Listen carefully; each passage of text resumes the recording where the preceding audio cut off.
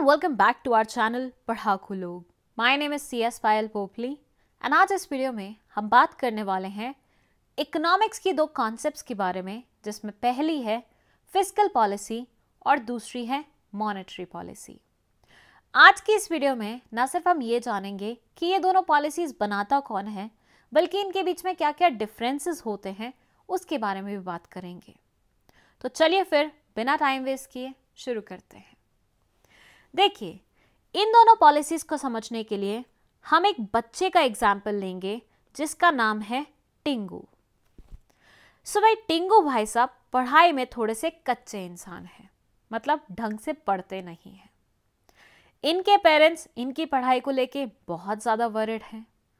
उन्होंने सोचा कि इन्हें सिर्फ स्कूल नहीं भेजा जाए, बल्कि स्कूल के साथ साथ एक बढ़िया सी इनकी ट्यूशन भी लगा दी जाए।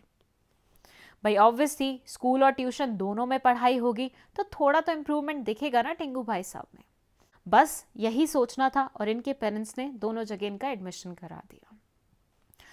अब भाई स्कूल वाले जो टीचर हैं वो सब बच्चों के साथ टिंगू भाई साहब को भी पढ़ा रहे हैं।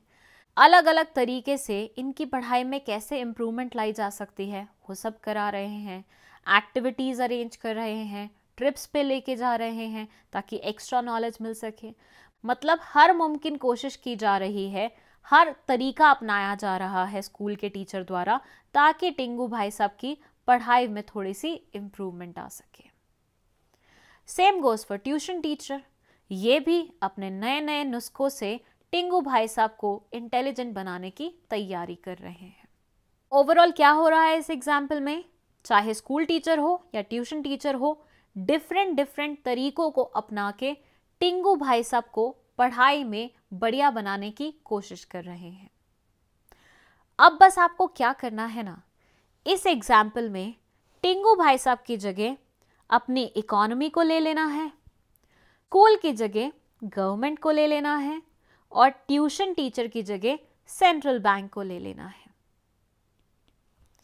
जैसे टिंगू भाई साहब को पढ़ाई में इम्प्रूवमेंट की ज़रूरत है, वैसे ही कभी कभी हमारी इकोनॉमी को रेगुलेट करने की ज़रूरत पड़ती है।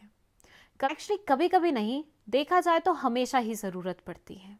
इकोनॉमी को रेगुलेट करने की ड्यूटी दो लोगों की होती है, दैट इज़ गवर्नमेंट की और सेंट्रल बैंक की। गवर्नमेंट में अगर स्पेसिफिकली बोला जाए तो मिनिस्ट्री ऑफ फाइनेंस की ड्यूटी होती है ये, और सेंट्रल बैंक बोले तो RBI।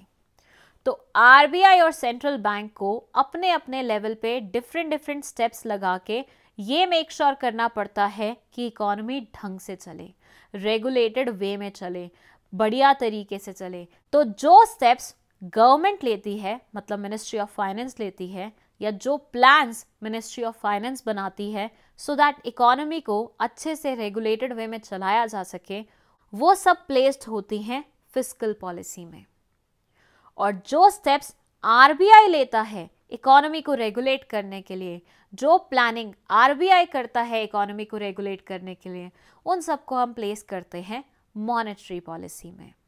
तो अब अगर समराइज्ड वे में बोलूं तो गवर्नमेंट द्वारा इकोनॉमी को रेगुलेट करने के लिए जो भी स्टेप्स लिए जाते हैं वो सारे कहलाए जाते हैं फिस्कल पॉलिसी।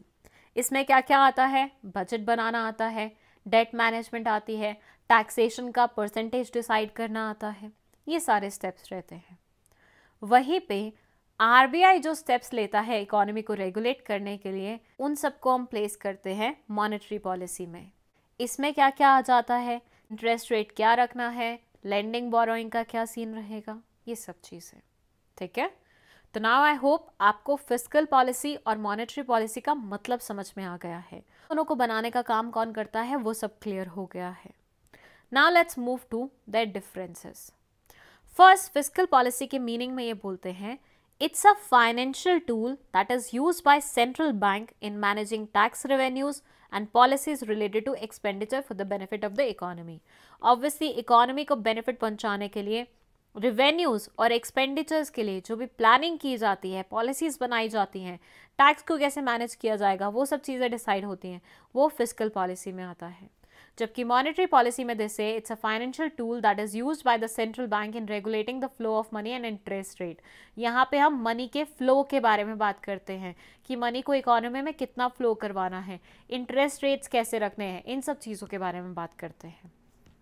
ये मैनेज की जाती है मिनिस्ट्री ऑफ फाइनेंस द्वारा, जबकि मॉनेटरी पॉलिसी मैनेज की जाती है सेंट्रल बैंक द्वारा, मतलब RBI in Indian scenario. Measures की बात करें तो ये बोलते हैं ये कैपिटल एक्सपेंडिचर्स पे फोकस करते हैं और टैक्सेस पे फोकस करते हैं, जबकि ये इंटरेस्ट रेट्स क्या रहेंगे लेंडिंग वगैरह के लिए, उन सब पे फोकस करता है। इंस्ट्रूमेंट्स मतलब किन किन इंस्ट्रूमेंट्स का इस्तेमाल करके हम फिस्कल पॉलिसी बनाते हैं, तो गवर्नमेंट की स्पेंडिंग मतलब गवर्नमेंट के एक्सपेंडिचर्स किस तरीके से चलेंगे, टैक्सेशन पॉलिसी क्या रहेगी, कितना टैक्स किस पे क्या कलेक्ट करना है, बोरोइंग और डेट मैनेजमेंट कैसे रहेगा, उन सब चीज़ों पे। जबकि monetary policy open market operations, discount rates, reserve requirements वगैरह पे फोकस्ड रहता है, मतलब इनके थ्रू चलता है। अथॉरिटी की बात करें तो ये बोलते हैं determined and implemented by government bodies, ये फिस्कल पॉलिसी गवर्नमेंट बॉडीज द्वारा इंप्लीमेंट किया जाता है, जबकि मॉनेटरी पॉलिसी ऑब्वियसली जैसे कि मैंने पहले भी बताया सेंट्रल बैंक द्वारा रेगुलेट किया जाता है, इंप्लीमेंट किया जाता है। नाउ आई होप ये पूरी कॉन्सेप्ट आपको बहुत अच्छे तरीके से समझ में आ गई है, लेकिन कोई भी डाउट है तो आप कमेंट सेक्शन में पूछ सकते हैं। वीडियो वाकई में पसंद आई है तो लाइक का बटन दबा दीजिए, इस चैनल को अपने दोस्तों के साथ शेयर करके खुद भी सब्सक्राइब करते हुए जाइएगा। That's it. Thank you so much for watching this video.